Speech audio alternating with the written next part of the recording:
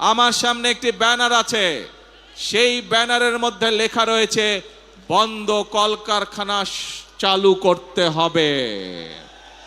প্রিয় ভাই বোনেরা, বর্তমান সরকার বিএনপি সরকার, জনগণের ভোটে নির্বাচিত সরকার, এবং সেই জন্যই সরকার গঠিত হওয়ার পরে সাথে সাথেই আমি সংশ্লিষ্ট ব্যক্তিবর্গকে সাথে নিয়ে বসেছি এবং নির্দেশনা দিয়েছি।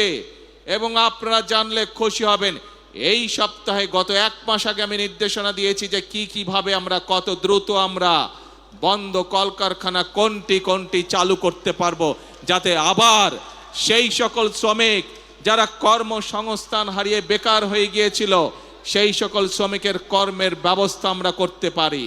সেই মিটিংটি এই সপ্তাহে আবার নির্ধারিত হয়েছে। ইনশাআল্লাহ বাংলাদেশের অনেকগুলো কলকারখানা যেগুলো বন্ধ হয়ে গিয়েছে বিগত বছরগুলোতে, পর্যায়ক্রমিকভাবে আমরা সেই কলকারখানাগুলোকে আবার চালু করার উদ্যোগ গ্রহণ করেছি।